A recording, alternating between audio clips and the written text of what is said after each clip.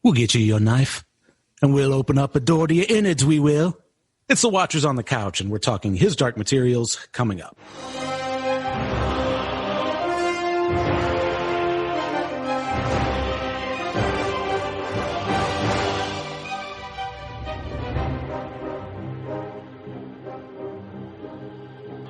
Welcome back to Watchers on the Couch, His Dark Materials edition. Feel free to tickle our demons. I'm Tim. And I'm Mike. And if you like innuendo, hold on to your dirigibles, because this week is a 2-in-1 as we are covering both episode 2, The Cave, and episode 3, Theft of season 2. Before we start, remember you can email the show by submitting your questions, comments, thoughts, whatever to mailbag@watchersonthecouch.com. You can also leave us a voicemail by visiting watchersonthecouch.com and clicking the blue send voicemail button at the bottom of the screen. Oh, Mike. There's also, for 2 episodes to talk about, I don't know if we have that much to talk about. Yeah, well, especially because, man, with the holidays, or with the Thanksgiving and that holiday, and even it's only been, well, actually it's been a week and a half since the second episode. Mm-hmm. I don't know. Unless you're in the UK, in which case it's been quite some time since the second episode. Sons of bitches. Yeah, that's messed up. So super easy to probably get spoilers. I haven't really looked online or subscribed to any Reddit stuff, so I don't have any spoilers, so that's good. But yeah, I'm like, I want the next one. Where's the next episode? Like, I need some more information from this show, because all I know is Dust is just this magic stuff. And magic dust. Yeah, episode 2 kind of like upset me a little bit.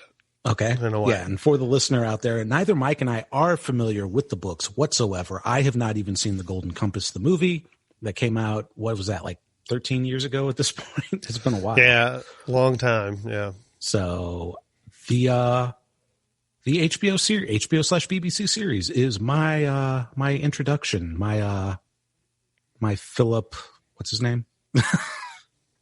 Philip Pullman. Is that his name, or am I thinking of somebody else? I don't know.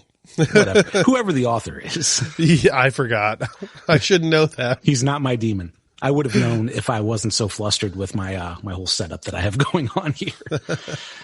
I had a question tonight while I did a little skim through, and I just thought, can you have sex with your demon? Like, can you pet your demon? And you're like, right? Oh, so you could potentially, like, I know that's gross. Of course, I gotta add that in there, right? It's an extension of yourself, so it's masturbation. So, funnily enough, somebody who listened to the last episode said, "Oh, that's a good question. Why can't you touch somebody's demon?"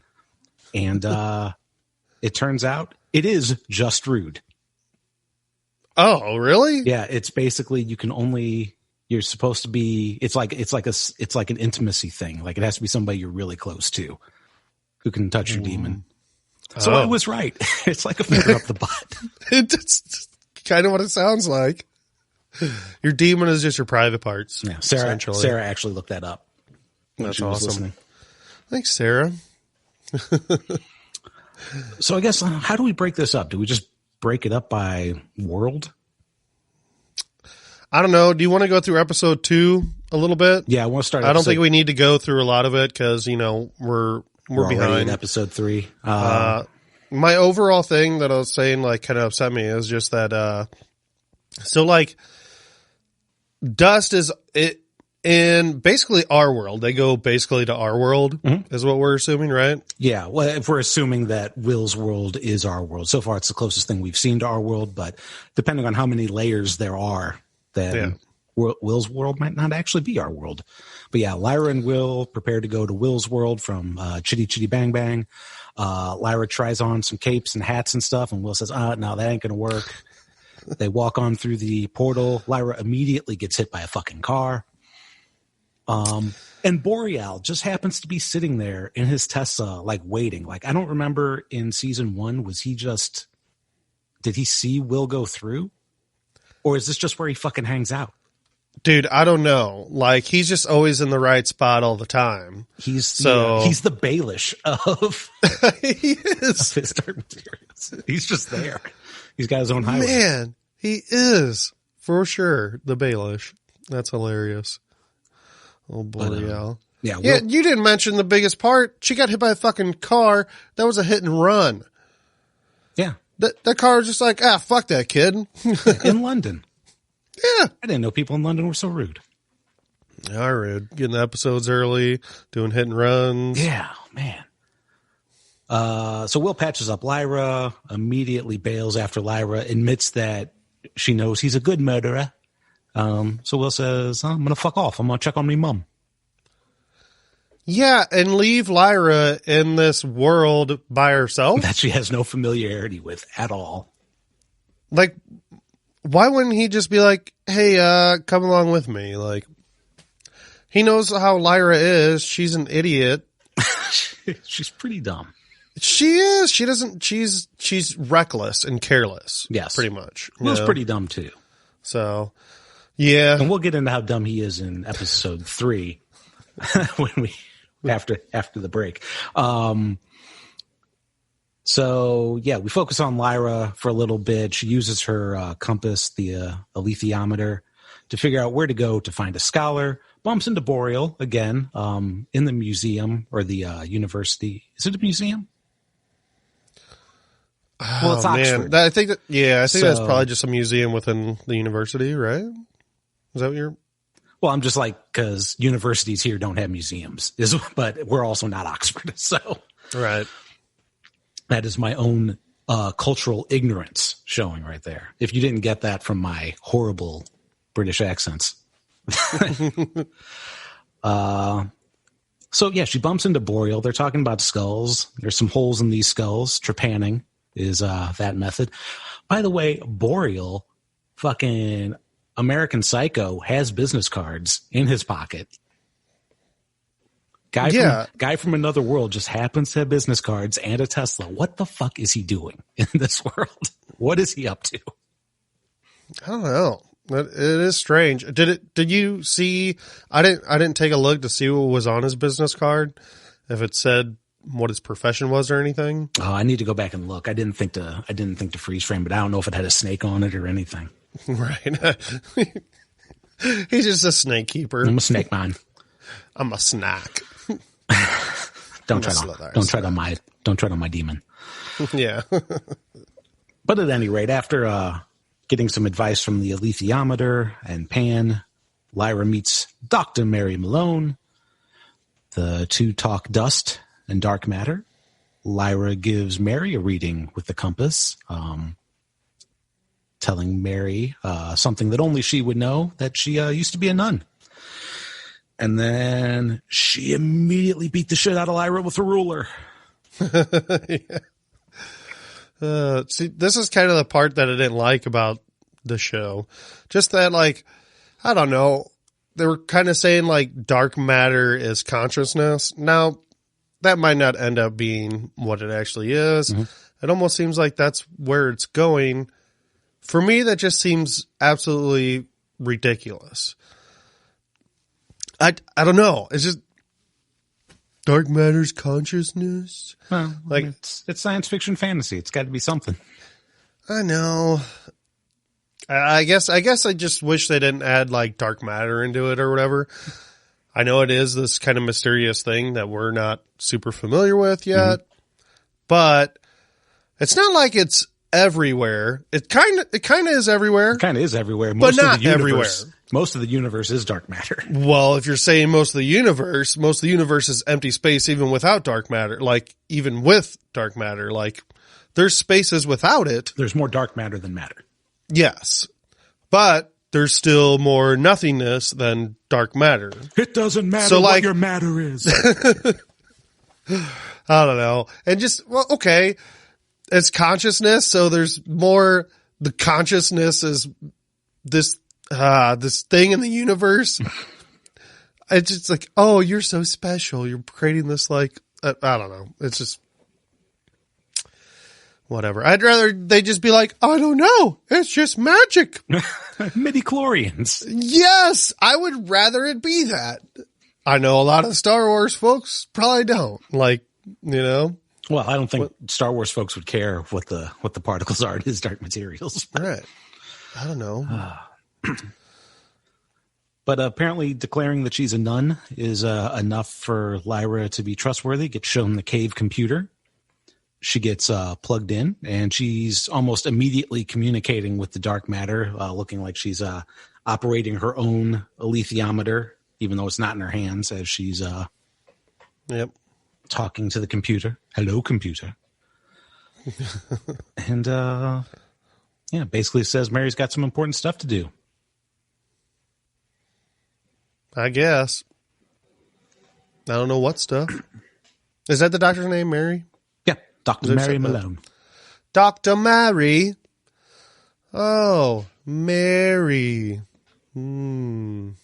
So, we've totally glossed over the fact that apparently Mary's just sticking electrodes on everything to figure out what has dark matter in it, and chess pieces or the I Ching box, basically things that are made by people, have a lot more dark matter in them. Yeah, and that kind of seems silly to me too. So, like, all right. I mean, whatever, I just won't think about it too much. You shouldn't think about anything too much. It's not good for you. Yeah, I agree. But shortly after that, Lyra, tells Mary that she'll be able to access the stuff eventually and get it to speak in a language that she's familiar with.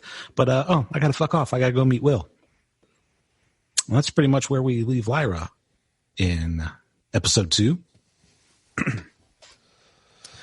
So now let's get into Will.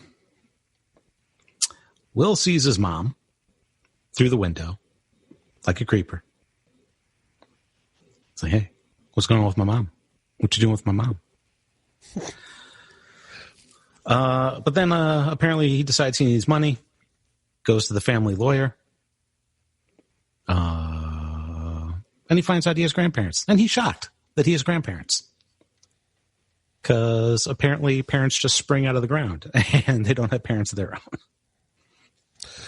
Well, I mean, his mom could have told him that they weren't alive or they passed away.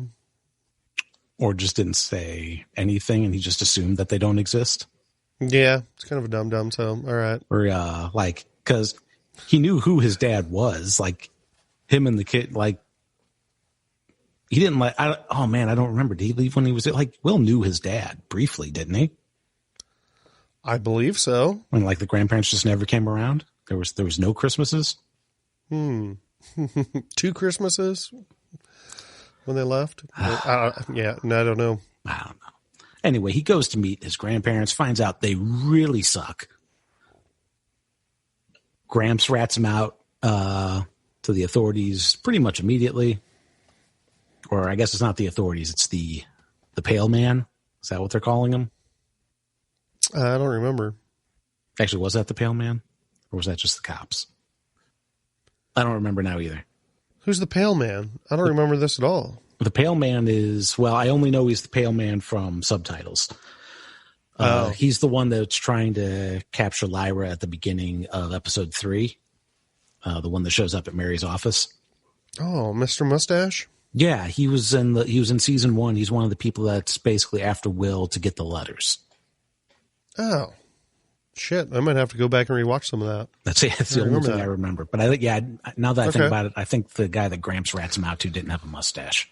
All right. Oh, okay. Well, damn, I was thinking okay, that kind of makes sense then, I guess, where this Mr. Mustache guy came from. Because I was just I thought he was maybe teaming up with Boreal. Well, he did. He's teamed up with Boreal in season 1. He's okay. I think he's in the house when Will throws that guy over the rail, or the guy falls over the rail. I'm ashamed of myself. I'm definitely going to have to do a little bit of rewatching. Yeah, well, can't do a podcast and just be like, I don't know what's happening in the show. I rarely ever rewatch anything, so don't feel too bad. We're the best worst podcast on television shows. Oh. And that's pretty much all that happens with Will, I think.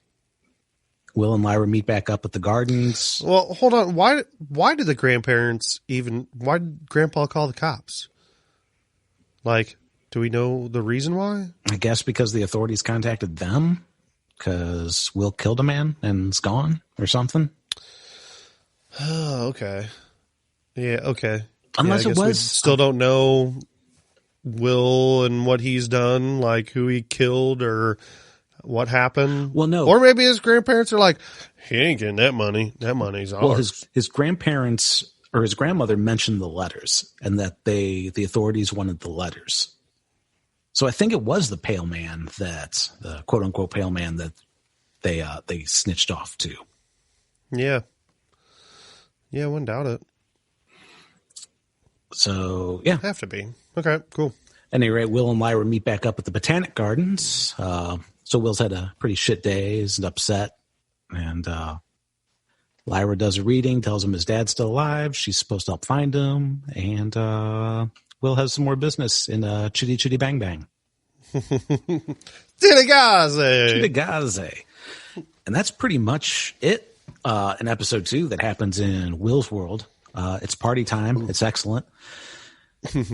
So if we jump back to Lyra's world, there's not a lot going on there in this episode 2. Well, I guess there is.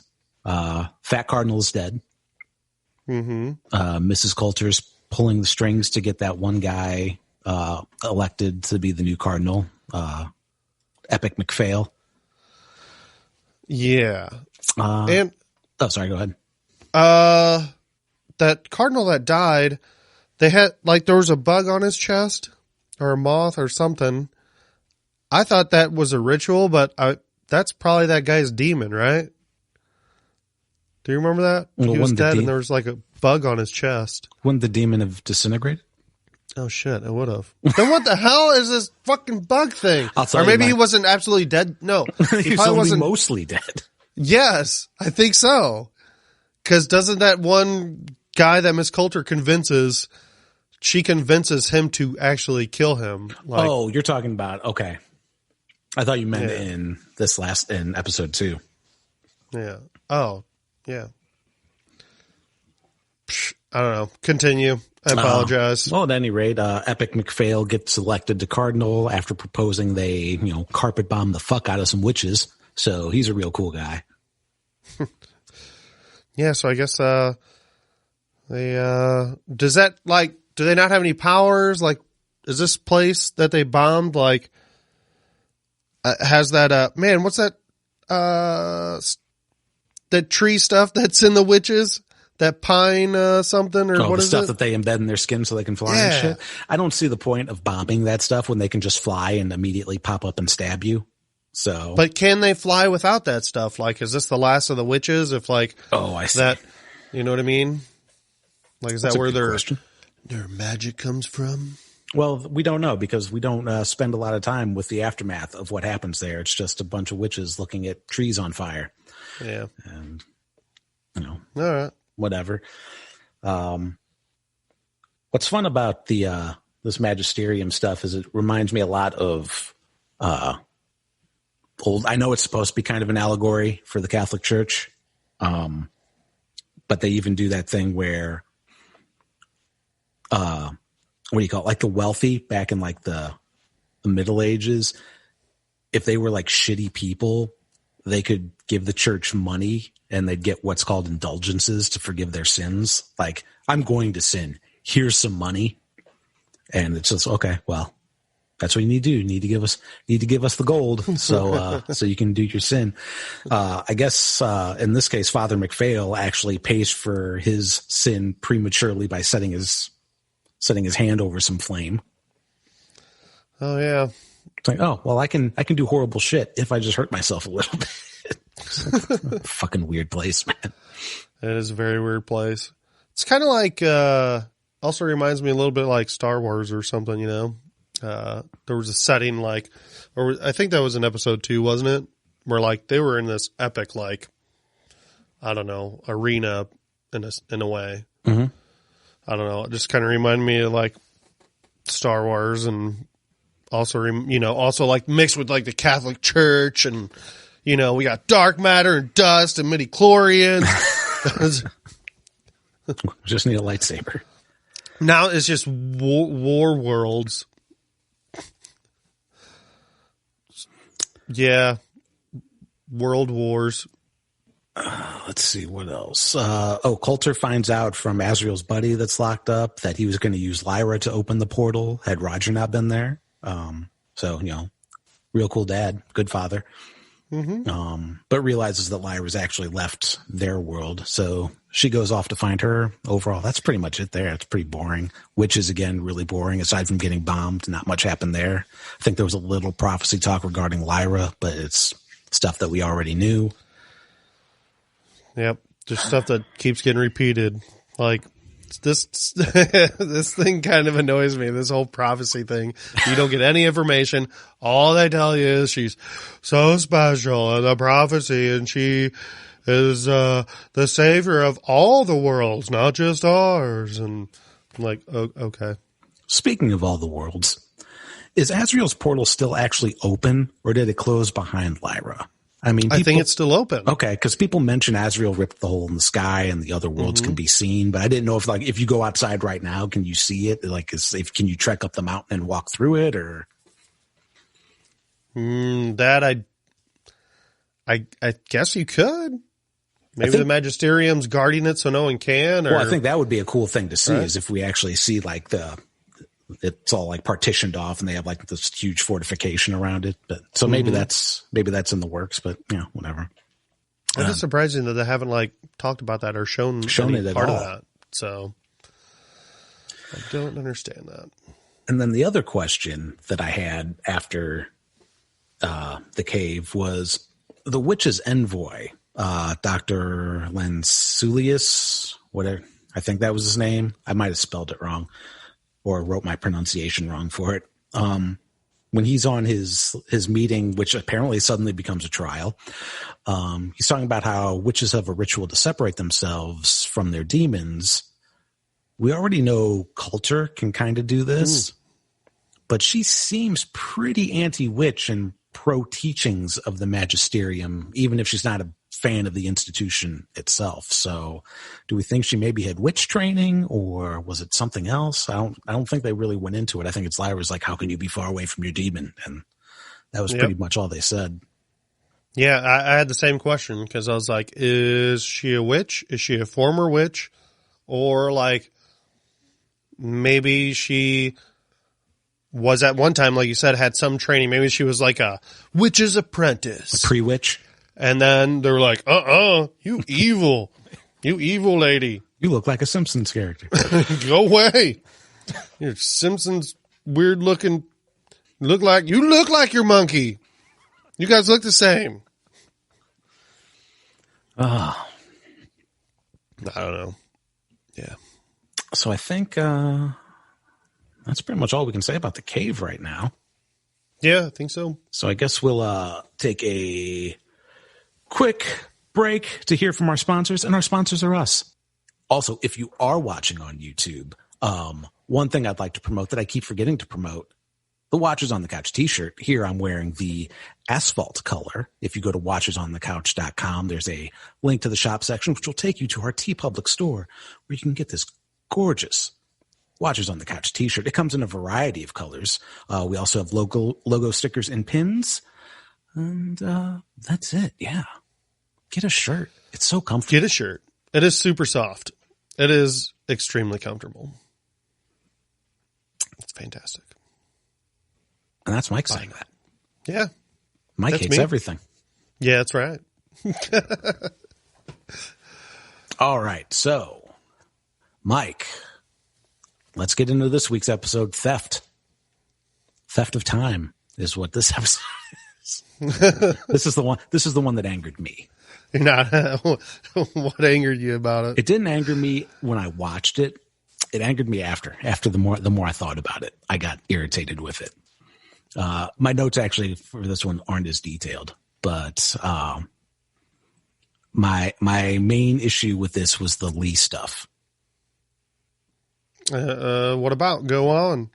So this is the first time, well, it's not the first time we've seen Lee this season, but it's the first time Lee gets any significant screen time. Lee is on the hunt for Stanislaus Baratheon,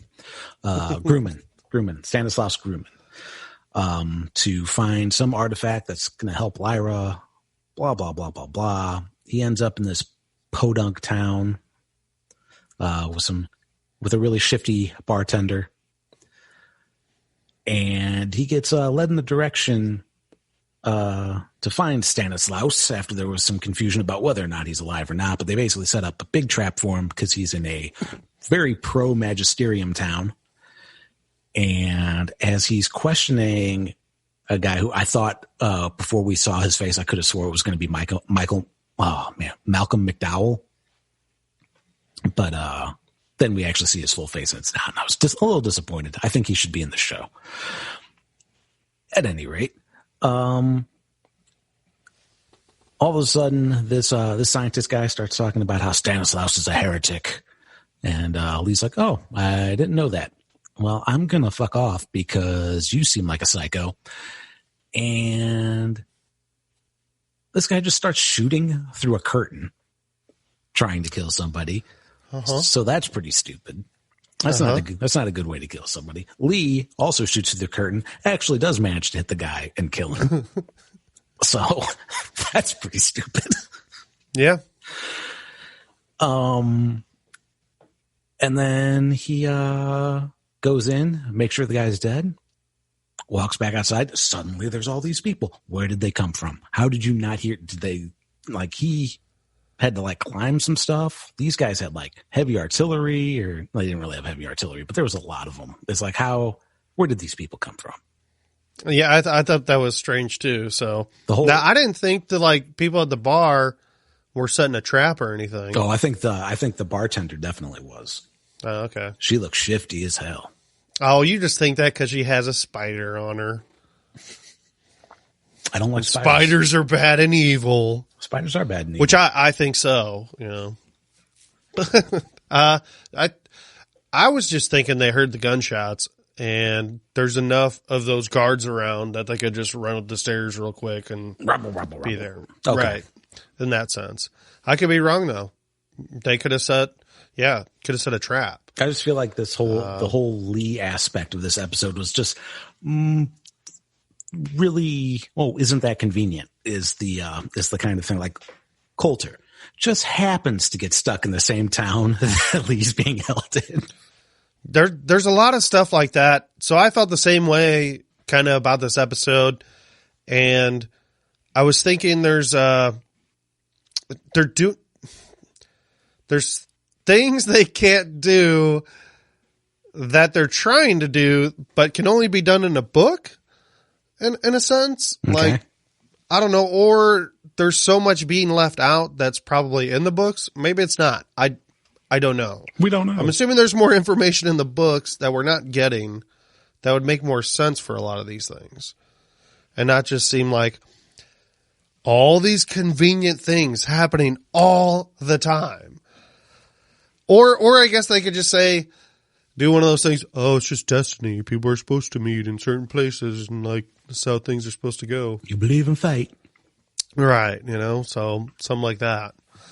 All right, but yeah, I don't know. It's not out of the question, I guess, that they both end up in the same spot. But so, especially because who is that guy at the beginning with the fucking ring to rule all the worlds, and basically made the wind blow to make Lee get to that town? Oh, right. That's not even in my notes. I forgot all about that. Yeah. So like maybe he kind of coordinated that. Is that Stannis guy? I'm assuming it is.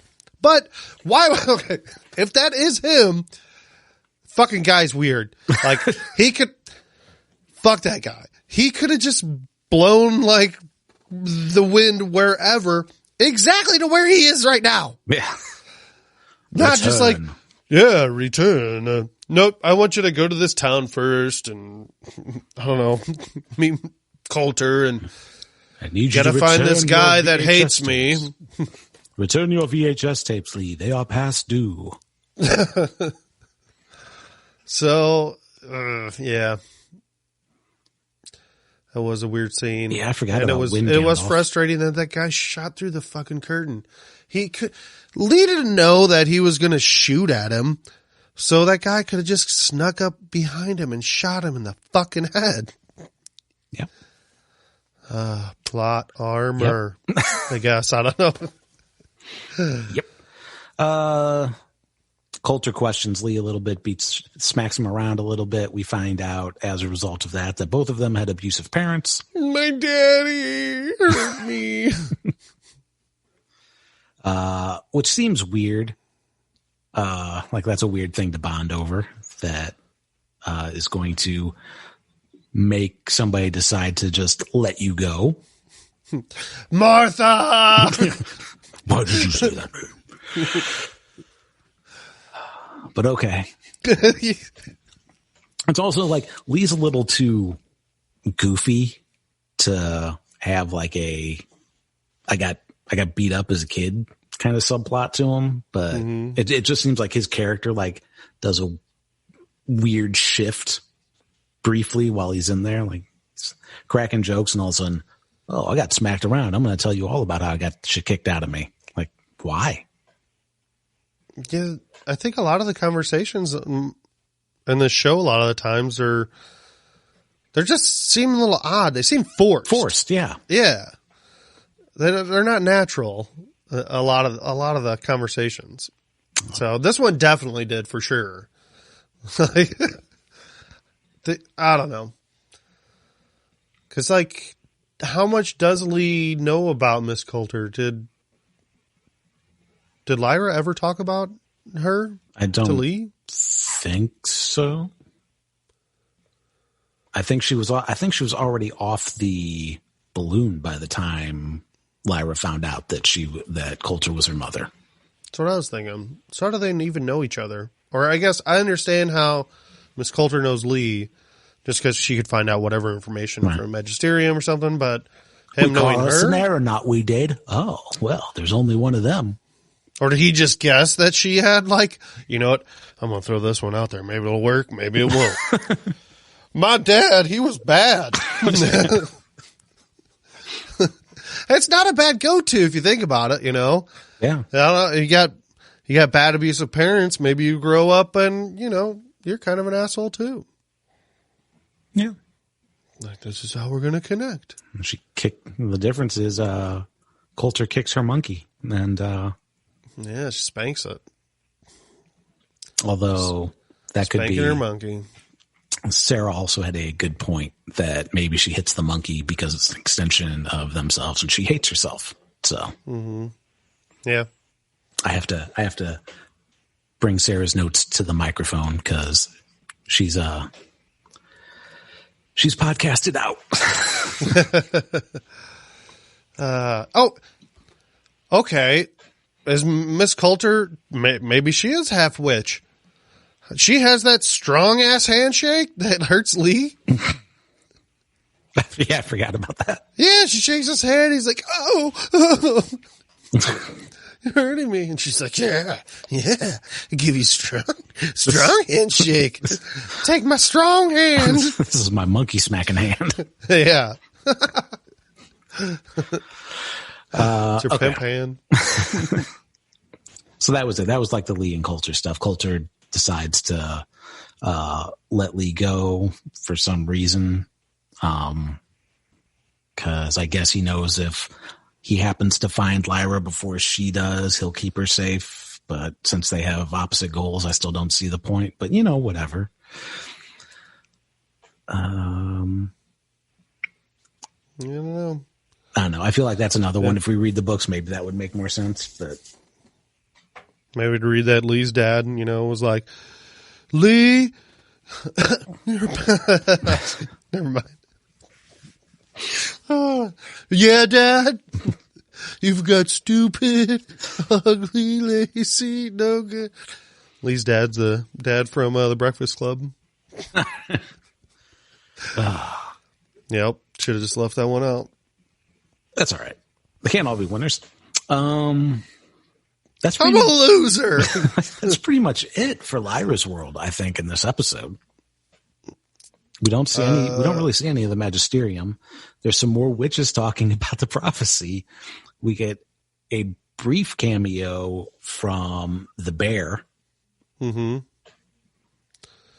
Yeah, the bear and the bird. which was, I don't think there were any witches this one. It was the bear and the bird talking about the prophecy that we already know about. Yeah, I think we just saw the witches, and they're like, the magisterium will pay for what they do. I think that was towards the very beginning or something. Oh, was that it? For some reason, I thought that was the previews for the next episode, but.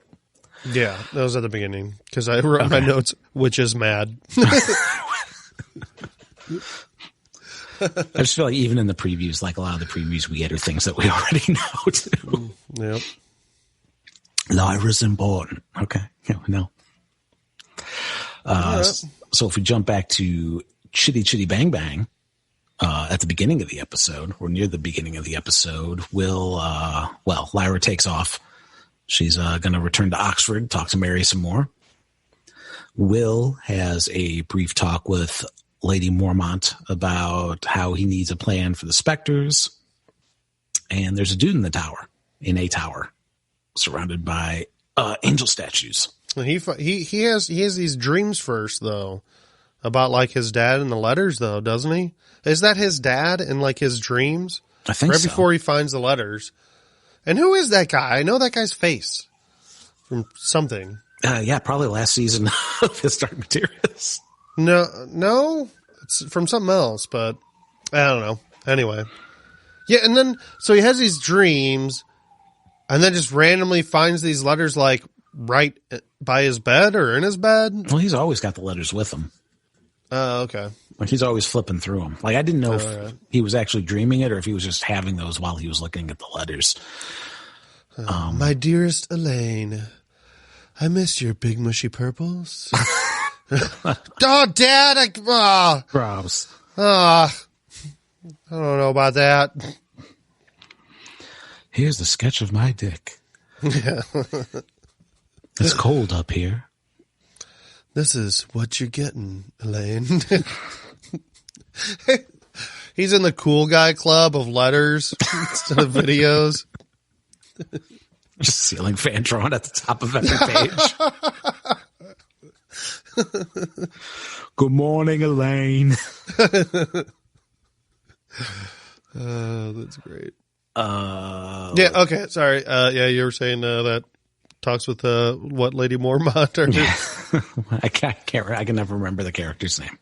Yeah, so do you remember the name of whatever that belongs to, or the name of what? What that building belongs to? Because she says, "Oh, it might be a ghost or something." Oh, it's There's no doors and there's no way to get in there. It's Torri degli Angeli. Yeah, they actually something say like that, and it belongs to the guild. Oh, right. Whatever the guild Lollipop is. Guild. I think they. Never mind. I forgot where I was going to go with that train of thought. Meanwhile, Will passes Lyra's letter 3 times because he's a fucking moron. Yeah. Yeah, because usually if you're looking for somebody that just randomly got I understand him kind of going outside and looking around a little bit. But maybe check to see if there's a note. Yes. And even if you don't check for a note, for me, I would just be looking for clues did they eat breakfast, or I don't know. Well, Will left a note for his mom. He knows about notes. Yeah. It is Lyra, though. I wouldn't expect her to leave a note. Oh, well, he does find Lyra back in his world. Yeah, so we were talking earlier. Yep, Bill, perfectly timed. Find them together. Well, she was in front of the door. So, I know! At the right time. Yeah. So, yeah, she goes to Oxford to talk to Mary a little bit. They don't get to have a lot of time together because Pale-Faced Dude shows up looking for Will. I knew this whole trope thing was going to happen, or whatever you want to call it, to where someone gets questioned about something, but within the question that's asked is something that a person shouldn't know, or just saying how he said, "Oh, and yeah, Will is with you," or whatever, and he's like, "Oh yeah, Will. I mean, I don't know, who's Will?" Oh, crap. Run. Run. Oh, well. Yeah, she's cocky. She always thinks she's so smart, and she fucks up constantly. It does make sense that she would fuck that up because she does fuck up all the time. So Yeah. I'm not going to. So yeah, she runs away from Pale Face Guy, jumps in Boreal's Tesla. I really want a Tesla. And then, well, you might be able to get his. It's pretty sweet. It is a nice looking Tesla. Then she decides to leave or she gets out of the car. Boreal actually lets her out of the car, but she leaves her bag. Boreal She also doesn't know what a seatbelt is, and he tells her like what it is and how to do it. Mm-hmm. Like, I mean, she's in distress, so she maybe, she wouldn't pay attention, and it's fucking Lyra, But he says, put the seatbelt on, but then he has to explain like what it is and how to do it. That's not how things would work. You'd just be like, put your seatbelt on. And then if she'd go, huh? Your seatbelt, that's why it's dinging. She'd be like, huh? What's a seatbelt? Right. You don't know what a seatbelt is? What world are you from? He knows that she needs to be told what a seatbelt is. I know. I'm saying that she didn't realize that. But who knows? Maybe she will later. In a next episode. She'll be like, hey, he told me what it was. All right, she already knows, she right? Already knows. Wait a minute. You're that bloke. Does she? Oh, yeah, she does know now. Yeah. Fuck, I forgot that end of the episode. Yeah, the party in London. Shit. She's so dumb. Man, and if she had remembered to grab her bag, they wouldn't have been in any trouble at all. Mm-hmm. She just keeps fucking up. Don't get into cars with strangers. Mm-hmm. Never get in a Tesla. That's what we're learning. Never get in a stranger's Tesla. Sorry, Elon. Yeah, she loses the alethiometer. So she's crying about that. Will finds her. They say, oh, well, you have a business card from that guy. Because the guy has a business card. Hey, hold on. Before you go on, I just had a thought. I have to say it. So, like, a demon, her demon specifically, can transform into pretty much whatever, correct? Mm-hmm. Can demons hurt people? Yeah, it can, right? I don't think so. I think demons can only attack other demons. Oh. Never mind. I'll just be like, why doesn't Pan just, like, transform into a tiger and eat the mustache dude? Because we never see Coulter's. Mustache off. Coulter's demons always cornering other people's demons and grabbing them. They're never. Because a monkey could rip your arms off. Yeah. All right, continue. I'm sorry. On the business card. So they decide that they need to hole up for the rest of the day, which I don't understand why. If Will's afraid of getting caught. Like, this was the same thing in episode 2 as well. Like, he's sitting on that bench waiting for her. I thought something happened to you. Just fucking walk into the other world and wait, and then come back. If you're so worried that people are going to find you in this world, go to the other one, come back in an hour. Mm-hmm. But instead they go and see Paddington.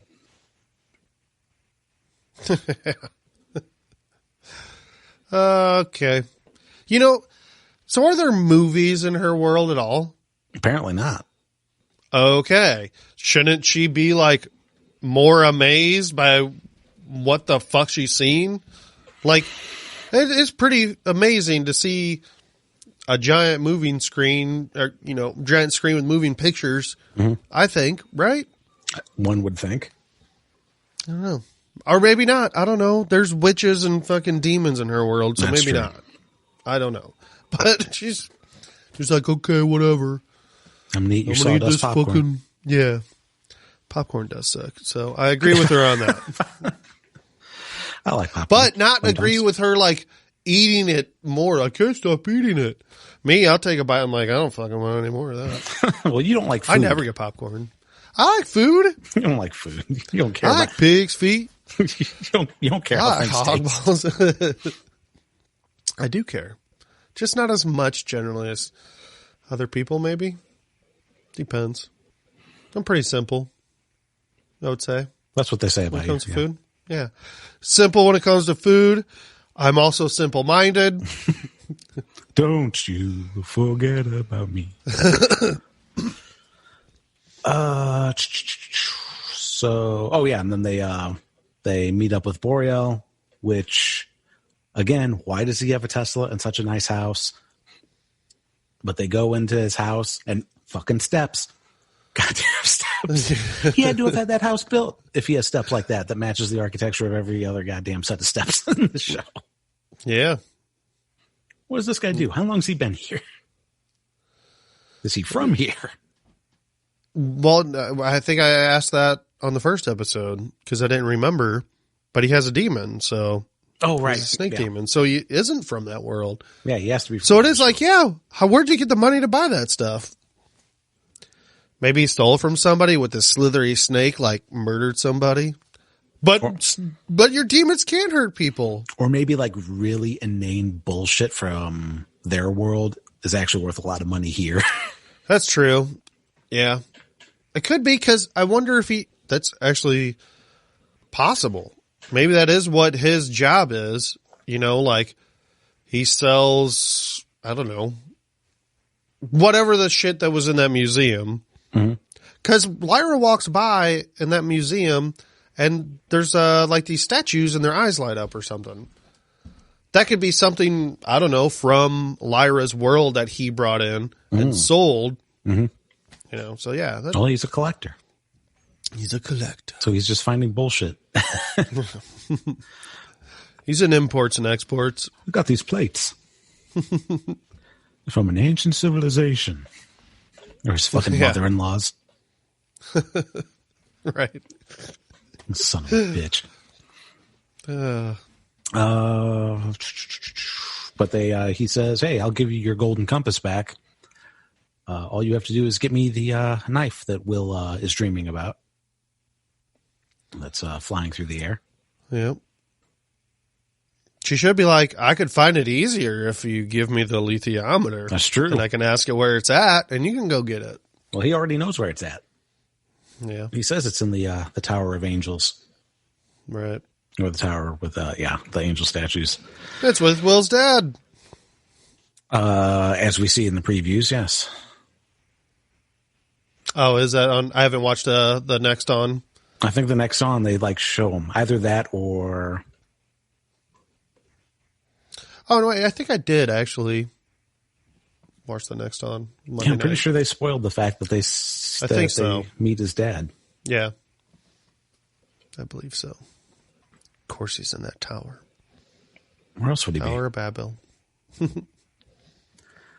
Talked about Lee, talked about Coulter, Mary, after the events of the morning. She, pandemic's hitting everybody. She's working from home now. With her I Ching box, but she still has a connection to her computer. Shows her a snake, or it displays a snake. She doesn't see it, but say, hey, don't tread on me. I think that's it.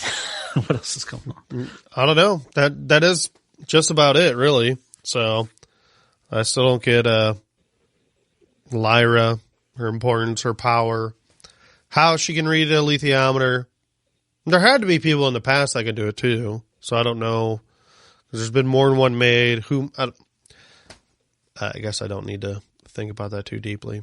I guess because I'm just going to go on a deep rabbit hole. Who made them? Why did they make them? How did they know they could make that in the first place? Who had these powers to figure out the answer to any question? Who put these emojis on here? It was the dust god. The dust god. It's the guy that's blowing wind. The god of dust. It's Mr. Clean. Okay, yeah. So the next on, basically, there's a lot of shit that we get a lot of clips of stuff, but it doesn't really tell us anything. There's some shit that's going to go down. Will's going to get thrown out a window. What kind of window? A real window?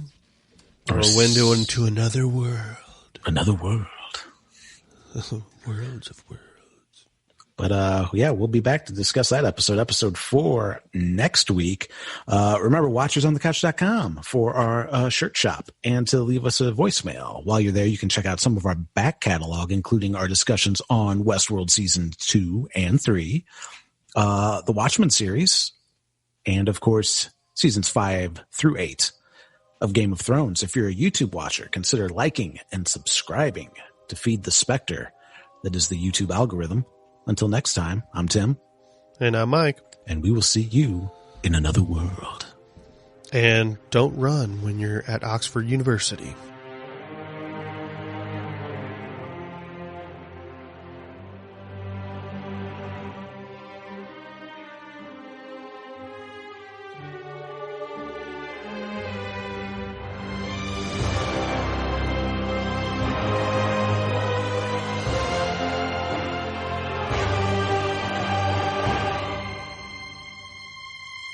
You ask me, Tim. Why the fuck did George say there's no running? That's a university. You can't run at a university. It's not like it's elementary school. No, George is a fucking weirdo creep. He's really weird. What world's he from? Yeah.